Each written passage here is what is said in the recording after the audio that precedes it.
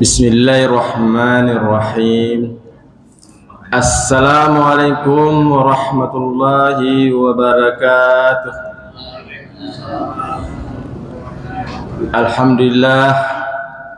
Alhamdulillahillazi an'amana bi ni'matil imani wal islam wa nusalli wa nusallimu ala khairil anam. Asyhadu an la ilaha illallah wa asyhadu anna Muhammadan abduhu wa rasuluh la nabiyya ba'dah. Amma ba'd.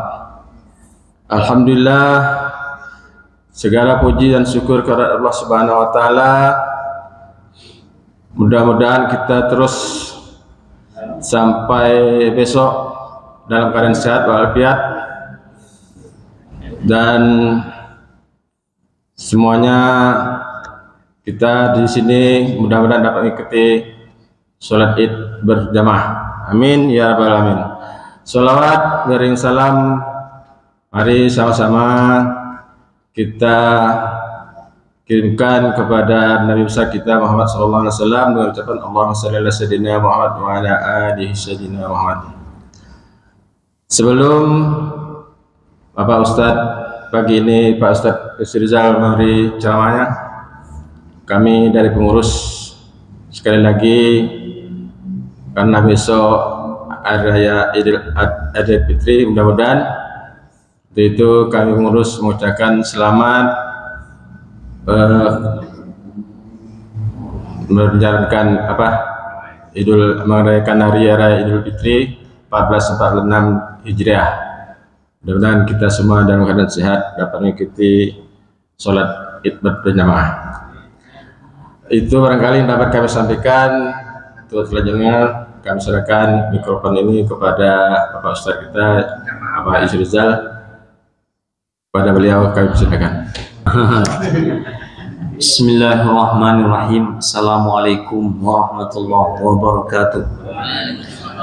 Alhamdulillah wa kafa, wassalatu wassalamu ala al-Mustafa Muhammad ibn Abdillah wa ala alihi wa sahbihi wa mawalah wa ba'd. Bapak dan Ibu yang dimuliakan Allah, ini tinggal lagi orang tua jadi kan. Si kocek petencek si nak cek tegi orang tua. Ini yang saya sampaikan ini hari Senin insyaallah kita akan merayakan Idul Fitri. Idul Fitri itu ada dua kata, Pak. Id satu, Fitri satu. Ya, artinya adalah Id itu diambil dari kata ada, yaidu, idan. Kalau diterjemahkan itu artinya balik atau kembali. Fitrah itu dikatakan ada yang artinya adalah iftar, berbuka, satu. Ya, berarti kalau Idul Fitri artinya hari raya berbuka, itu satu. Fitrah itu juga, fitri itu juga artinya adalah suci. Fitratallahi allati fataran nas 'alaiha. Manusia ini diciptakan dari kesucian. Berarti Idul Fitri bisa diartikan kembali kepada fitrah atau kembali kepada suci. Pertanyaannya, kita itu memang pernah suci dan pernah bersih, Pak? Ya, tidak ada dosa. Kita tuh pernah itu. Kapan? Ketika kita lahir itu sudah disebut oleh Nabi, kullu mauludin yuladu alal fitrah. Setiap yang lahir itu lahir dalam keadaan suci. Ya, ya kan? Setiap yang lahir itu pasti dalam keadaan suci. Itulah fitrah kita yang sebenarnya. Nah, dari mana fitrah ini datangnya? Saat kita dalam kandung itu kan ditanya itu. Pertanyaannya, alastu birabbikum? Apakah engkau mengakui aku adalah sebagai Tuhanmu? Maka semua kita tuh menjawab, bala syahidna. Betul, benar, kami mengakui sebagai Tuhan. Engkau adalah sebagai Tuhan. Itu syahida itu artinya bisa pernyataan, bisa ikrar, bisa sumpah, Pak. Itu benar-benar itu terjadi. Nah, artinya semenjak dalam kandung itu sudah mulai suci, bersih dalam keadaan fitrah. Lahir manusia dalam keadaan fitrah dan sampai pada anak-anak itu masih dalam keadaan fitrah. Makanya kalau ada anak yang mati yang belum balik berakal, jangan pakai doa Allah maghfirlahu warhamhu wa'fu anhu. Itu salah besar, Pak. Karena dia tidak berdosa. Yang berdosa itu adalah yang didoakan Allahumma maghfirlahu warhamhu wa'fu anhu. Itu yang berdosa. Tapi kalau anak itu tidak ada dosa, makanya anak yang meninggal itu sebelum dia diberikan taklif, maka dia adalah salafan li abawaihi. Itu adalah simpanan untuk orang tuanya ketika nanti di akhirat. Itu dibalikan, Pak. Dibalikan oleh Allah Subhanahu wa taala. Pergembiralah orang yang sebenarnya dipanggil anaknya di waktu kecil. Tapi jangan pula diharap bapak dan solid unwawan, nggak ada pembenaran nanti kan. Jangan pula diharap, nggak boleh pula. Tapi itu adalah kasih sayang Allah kepada seseorang manusia yang diberikan salafan, simpanan untuk di akhirat kelak. Nah, itu masih dalam fitrah. Dalam kandungan, lahir, masih anak-anak, sampai dia disebut dengan balik. Ketika orang sudah balik, maka disitulah letaknya taklif. Apa arti taklif? Taklif itu adalah tanggung jawab, bukan beban. Kita katakan la yukallifullahu nafsan illa. Allah memberikan tanggung jawab, bukan memberatkan, Pak. Allah memberikan tanggung jawab kepada kita, ya, sesuai dengan kemampuan kita. Itu arti sebenarnya, Pak. Taklif itu adalah tanggung jawab yang harus dibeban, yang harus dipikul oleh setiap orang yang sudah balik berakal. Makanya Bapak dan Ibu, ketika orang sudah balik berakal ini diberikan tanggung jawab, dan tanggung jawab itu diberikan oleh Allah dengan cara kita harus bisa memilih. Harus memilih, Pak. Kenapa? Konsepnya ada dua. Wa nafsi wa ma sawwaha fa alhamaha fujuraha wa taqwaha. Demi jiwa dan penyempurnaannya, maka kami berikan kepada setiap manusia yang pertama adalah potensi fujur dulu, Pak, kejahatan. Yang kedua potensi takwanya. Itu sama pada kita semuanya. Tetapi Allah ingatkan, qad aflaha man zakkaha. Ini letak usahanya. Ya, ada usaha di situ. Sungguh beruntunglah orang yang membersihkan yang kotor tadi. Itu usaha, Pak. Ya, setelah diberikan usaha itu usaha. Tapi ada pula orang yang mengembangkan potensi fujurnya. Kalau dia mengembangkan potensi takwanya, maka dia akan tetap berada dalam kefitraan, kesucian. Tapi kalau ada orang yang mengembangkan potensi fujurnya, maka dia berarti sudah menyimpang atau keluar daripada fitrah. Keluar dari fitrahnya. Namun berapa lama orang bisa keluar dari fitrah itu? Sebagai bentuk tanda sayang Allah kepada umat Nabi Muhammad ini, maka diberikan lagi waktu dan kesempatan untuk balik segera, Pak. Jangan terlalu lama dia dalam kekotoran jiwanya. Jangan dia terlalu bertele-tele dengan kekotoran jiwanya. Harus dia balik segera. Makanya itulah sebabnya dalam sebulan atau setahun sekali Allah berikan nih, agar jangan sampai lama dia dalam kejahatan atau bergelimang dia dengan dosanya. Balik lagi Bapak dan Ibu sekalian. Ya, maka Ramadan ini artinya sebenarnya adalah tempat menghapuskan kesalahan-kesalahan itu. Tapi masih ada orang yang memilih tak mau, Pak. Masih ada yang memilih orang tak mau. Puasanya tidak, malamnya juga tidak mendirikan. Itu kan memilih untuk tidak membersihkan jiwanya. Tapi ada orang yang mau, makanya dia bersungguh-sungguh mencapai puncaknya sehingga dia nanti kembali kepada fitrahnya. Itulah orang yang berhari raya. Orang yang kembali kepada fitrah karena 1 tahun atau 12-11 bulan dia sudah bergelimang dengan hal-hal yang memang mengembangkan potensi fujurnya. Kemudian di Ramadan dia bersihkan lagi. Tengoklah Ramadan ini Pak. Siangnya dosanya dihapus. Malamnya kesempatan untuk menghapus dosa pula. Tambah lagi dengan Al-Quran untuk membersihkan jiwanya. Semuanya itu luar biasa Bapak dan Ibu sekalian yang dimuliakan Allah. Tapi orang banyak yang tak mengerti dengan hal seperti itu. Seolah-olah dia hanya ini rutinitas. Rutinitas ini yang menjadi masalah Bapak dan Ibu sekalian. Anggapan orang dengan ini nanti Ramadan tahun datang ada lagi, Ramadan tahun ada lagi, ada rutinitasnya sehingga dia tidak mengambil kesempatan yang berharga ini untuk apa? Menghilangkan kotoran-kotoran jiwanya. Ya, siang itu puasa tuh dihapuskan dosanya. Man shoma ramadhana imanan wa ihtisaban ghufira lahu. Diampuni Pak. Ya. Kemudian malamnya man qoma ramadhana imanan wa ihtisaban ghufira lahu, diampuni pula. Siang ada kesempatan untuk diampuni, malam ada kesempatan untuk diampuni. Ibaratnya Bapak dan Ibu sekalian, kalau kita punya rumah, di depan rumah itu ada sungai 5 kali atau setiap hari kita membersihkan diri kita di sungai, kira-kira masih ada enggak kotorannya?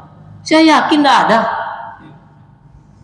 Udah bersih Bapak dan Ibu sekalian. Ketika bersih itulah dia kembali kepada kesucian dia. Kefitrahan itu dia kembali ke situ Bapak dan Ibu sekalian yang dimuliakan Allah. Makanya orang yang merayakan kefitrahan itu adalah orang yang bukan memakai serba baru Pak. Jadi identik hari raya ini adalah peci baru, baju baru, sarung baru, mukena baru, sampai rumah baru. Tapi bini jadi tidak ada baru gare. Ya semuanya jadi baru Pak. Tapi yang paling bagus itu adalah jiwanya itu yang baru dan bersih. Itu yang paling enaknya Bapak dan Ibu sekalian.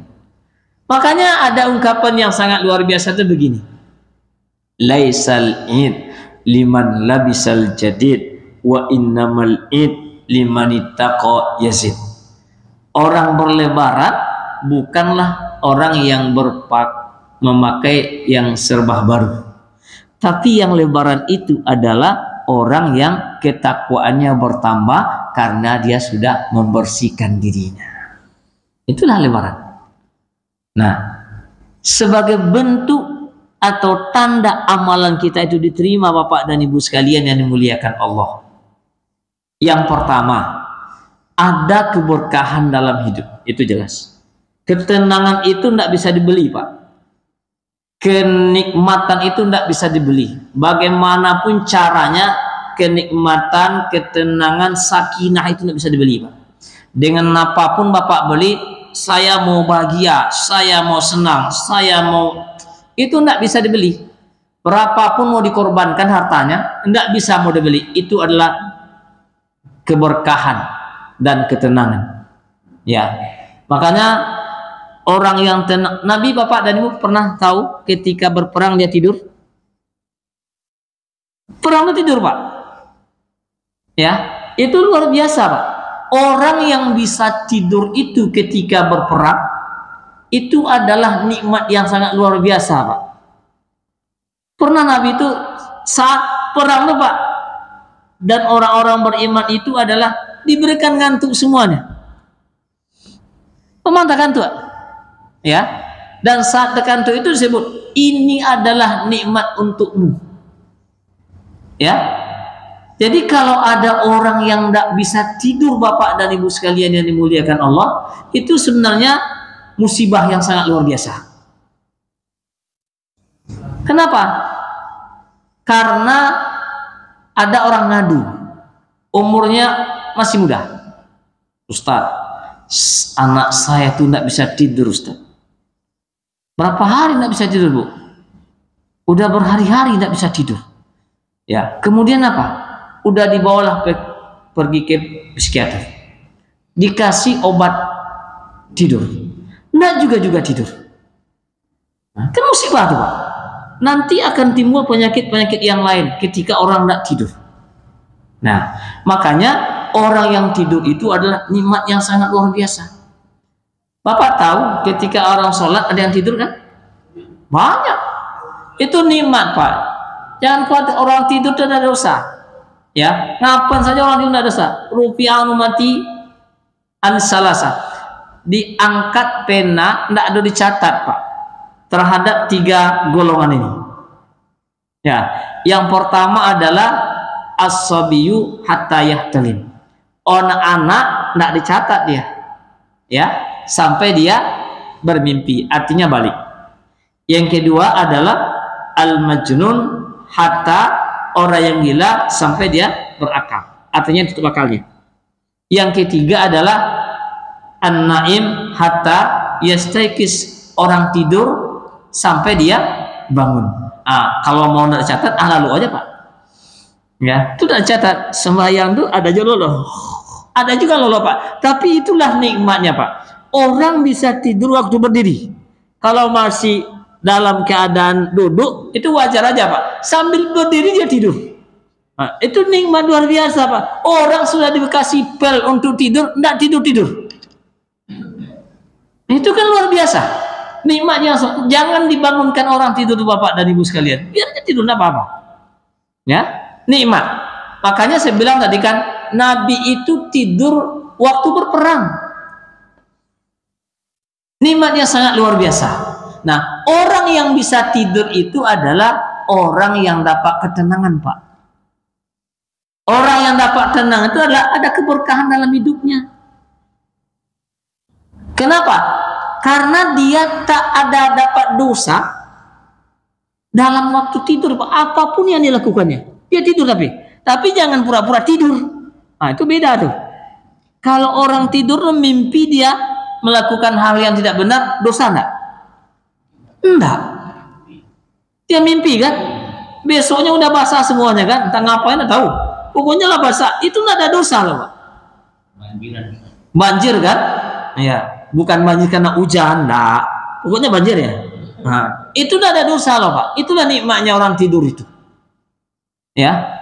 Nah, Bapak dan Ibu sekalian, jadi tidur itu karena keberkahan. Jadi orang yang sampai kepada fitrah tadi, Bapak dan Ibu sekalian, itu dapat keberkahan, dan tanda amal ibadah terima itu yang kedua adalah bahwa dia dia bisa mengikuti ibadah yang baru ini dengan ibadah baru yang lain. Makanya ada ungkapan begini, alamatul qabul, tanda ibadah diterima, Bapak dan Ibu sekalian, maka akan diikuti oleh ibadah-ibadah dan kebaikan-kebaikan yang lainnya. Tapi kalau ibadahnya tidak diterima, maka boleh jadi, Bapak dan Ibu sekalian, ada orang yang beribadah karena Allah, satu. Ada yang orang beribadah karena Ramadan. Apa bedanya? Kalau orang beribadah karena Ramadan, Bapak dan Ibu sekalian, habis Ramadan ini hilang dari masjid deh. Ya kan? Tapi kalau orang beribadah karena Allah, maka mau Ramadan, tidak Ramadan, mau bulan biasa, tetap dia datang masjid. Makanya siapa yang beribadah karena Ramadan, maka Ramadan akan berakhir. Maka ibadahnya pun pasti berakhir karena Ramadannya berakhir. Tapi siapa yang beribadah karena Allah, maka ibadahnya akan istiqomah. Karena apa? Karena Tuhannya adalah Khalid, kekal selama-lamanya. Itu bedanya, Bapak dan Ibu sekalian. Maka dia hanya akan ikut ibadah-ibadah berikutnya. Selesai satu ibadah, ikuti ibadah yang lain sampai dia nanti finish di hadapan Allah Subhanahu wa taala. Nah, itulah. Jadi Ramadan ini training untuk membersihkan jiwa, karena dikotori 9-11 bulan maka kembalilah dia kepada fitrahnya. Itulah yang disebut dengan Idul Fitri. Nah, begitu Bapak dan Ibu sekalian. Suaraku lah serak-serak basah. Ya, Ya Pak. Mana dulu tadi? Dulunya. Ya. Ya. Jadi ada keraguan dalam mengucapkan selamat hari raya. Selamat hari raya Idul Fitri, Ramadan. Ya. Mohon maaf lahir batin. Ya. Ada satu lagi selamat Idul Fitri tahun sekian. Taqabbalallahu minna wa minkum. Ya. Mana yang benar dan mana apa artinya taqabbalallahu minna? Oke. Bapak dan Ibu sekalian yang dimuliakan Allah. Itu kan tradisi pada kita. Selamat Hari Raya Idul Fitri, itu kan selamat Hari Raya. Ya, itu dibuat Pak. Itu tradisi kita umat Islam di Indonesia. Nah, kalau dalam bahasa Arab itu yang sebut nama Nabi itu adalah Id Said Mubarak. Artinya hari raya yang diberkati. Ya. Memang umat Islam itu oleh Nabi diakui ada 2 hari raya. Ya, yang namanya Idul Fitri, Idul Adha. Maka mengucapkan selamat hari raya itu dalam konteks keislamannya disebut dengan Id Said Mubarak. Itu yang ada. Tapi sampai ke kita itu berubah kata-katanya. Apa kata-katanya? Ada yang mengatakan taqabbalallahu minna wa minkum, taqabbal ya karim. Itu sebenarnya doa. Taqabbalallahu minna wa minkum. Semoga Allah menerima ibadah aku dan ibadah kamu. Taqabbal ya karim, terimalah ya Allah. Nah, itu doa. Nah, itu boleh diucapkan. Itu mendoakan antara satu dengan yang lain. Kemudian selamat Hari Raya Idul Fitri itu kan bahasa Indonesianya. Kalau bahasa Arabnya yang tadi. Ya, minal aizin wal faizin itu sebenarnya juga harapan minal aizin wal faizin. Semoga kita kembali dengan selamat dan mendapatkan kemenangan. Itu aja artinya sebenarnya. Itu bahasa Arab dan menjadi tradisi di sini. Tapi kalau dibawa ke orang Timur Tengah itu tak ada itu Pak. Itu adalah budaya kita. Tak siapa yang memulai dulu anak tahu. Ya. Itu ibadah apa enggak jadi gini, yang bid'ah itu kalaupun kita mengatakan bid'ah berkaitan dengan ibadah yang memang sudah ada ketentuannya Pak. Tapi kalau seandainya itu adalah sebuah budaya umat Islam di Indonesia, maka sulit dia dikatakan bid'ah Pak. Tabu apa nama baduk ya? Tabu. Nah, kalau di kampung kami namanya tabu Pak. Tabu tuh kalau di Siko namanya beduk. Nah, itu kan kesannya bid'ah. Macam-macam kan? Itu budaya Pak. Dulu ketika ada mikrofon, ikut termasuk bid'ah nih. Kalau mau ini budaya, teknologi. HP itu teknologi. Jadi apapun Bapak yang berkait dengan bid'ah itu adalah ibadah yang dicontohkan oleh Nabi, itu jelas Pak. Tapi kalau masalah budaya, maka setiap budaya itu beda-beda. Setiap tradisi orang itu beda-beda. Nggak mungkin disamakan antara satu dengan yang lain. Kita punya baju koko Pak. Baju koko itu tradisi mana? Cina. Itu bid'ah juga. Nggak ada zaman Nabi pakai baju koko. Itu bid'ah juga. Jadi jangan sampai kita beranggapan semua yang tak dilakukan oleh Nabi namanya bid'ah. Setiap yang bid'ah adalah sesat. Setiap sesat dalam neraka. Nabi tidak pernah pakai koko Pak. Nabi itu ada celana enggak dia? Coba cari. Nabi itu sholat pakai celana apa enggak? Coba tanyalah. Nggak ada Pak. Akhirnya orang celana sampai bisa kan? Nggak ada Nabi celana pakai semuanya itu. Kalau sarung, sarung itu ya, Bapak dan Ibu sekalian, sarung itu tengoklah pakaian imam-imam Masjid Haram tuh Pak. Di sensingnya kuatnya itu kan panjang baju itu. Imam Masjid Haram itu kan, apa nggak tahu mereka dengan isbal? Kalau sembahyang Pak taleo-leo ke bawah apa? Apanya nggak tahu dengan isbal itu? Isbal itu kan sampai rong kaki kan, sampai telung kadang-kadang. Apakah nggak tahu orang imam Masjid Haram tuh yang atau orang-orang alim sudah itu dokter Pak, imam Masjid Haram semua masjid Madinah dia pegangan. Makanya dia Pak kalau jalan Pak diangkat ini. Kenapa? Karena dia sampai ke bawah. Ya kan, terseret dia. Itu isbal Pak. Masuk neraka dia tuh. Kalau menurut pendapat orang sebelah. Makanya isbal itu adalah enggak itu pengertiannya Pak. Kalau dia sombong iya, tapi kalau tak sombong buktinya itulah. Kalau celana itu makanya Bapak dan Ibu sekalian, Nabi itu adalah pakai celana berapa pun celana Nabi. Nah ada, cuma kita tuh sekarang yang apa? Gimana ceritanya gitu kan? Tapi itu langsung mati di situ kan? Padahal dia enggak tengok kepada yang lain gitu. Jadi Bapak dan Ibu sekalian yang dimuliakan Allah, jadi kembali kepada pertanyaan Bapak tadi, itu adalah tradisi umat Islam ada di Indonesia. Taqabbalallahu minna, itu adalah doa Pak.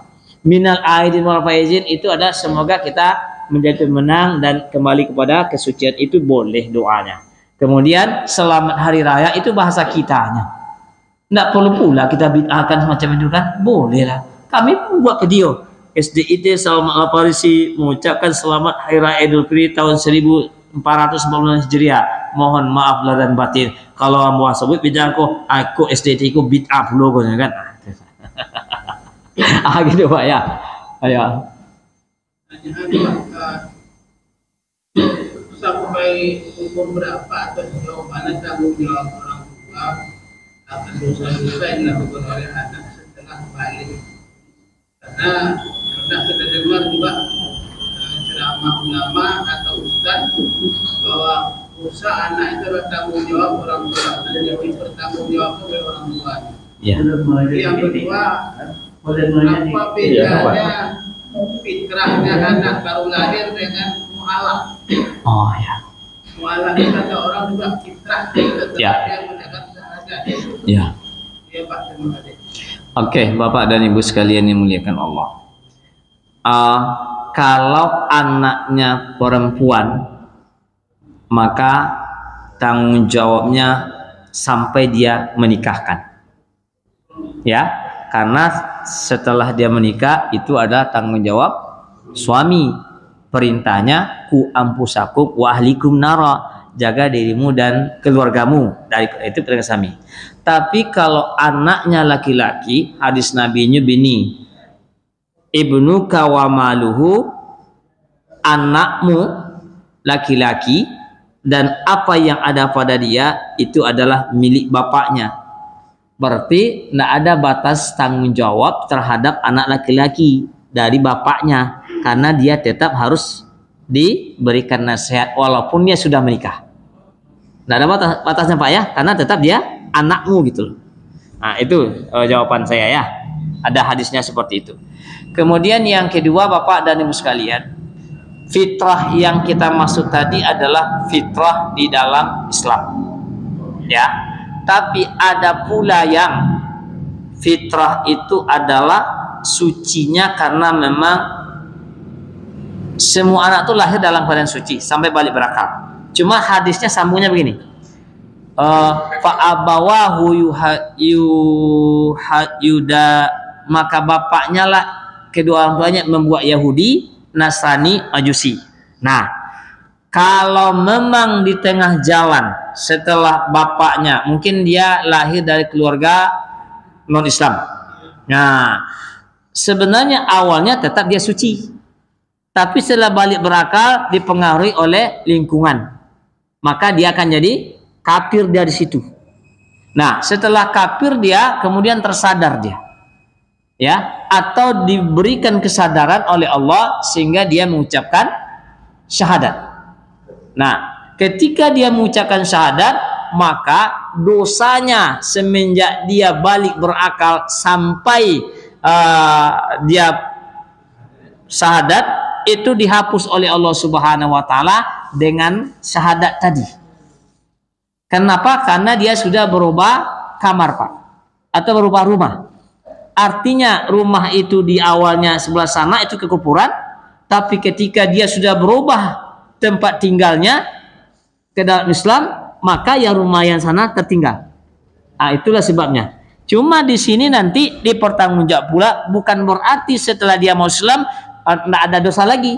Kemungkinan juga ada dosa sama dengan yang lain. Ketika dia lalai, Bapak dan Ibu sekalian. Sama dengan yang lain. Jadi begitulah. Ya, tentang orang yang mu'allaf, artinya orang kafir dan dia masuk Islam. Jadi semenjak dia balik sampai dia masuk Islam itu dihapuskan dosanya oleh Allah Subhanahu wa taala. Dan itulah yang terjadi pada saat sahabat-sahabat itu masuk Islam. Umar itu kafir, Pak, awalnya. Utsman itu kafir awalnya. Abu Sufyan itu kafir awalnya. Tapi ketika dia bersyahadat, maka dosa kekufurannya dihapuskan oleh Allah Subhanahu wa taala. Cuma kan sekarang perbedaannya adalah karena sudah ada Islam, itu mereka tidak sebut mu'alaf ya. Tapi yang sebut mu'alaf itu adalah sudah ada agama Islam, dia memilih kafir, tapi setelah dia masuk Islam, maka itu disebut dengan mu'alaf. Kalau kafir sejak lahir sama kan, Pak? Iya, nah tetap hadis tadi berlaku, Pak. Anak yang lahir walaupun keluar lahirnya dalam keadaan kafir, orang tuanya kan, nah orang tuanya dalam keadaan kafir, tapi dia lahir dari keluarga yang kafir, dia masih tetap suci bersih sampai balik.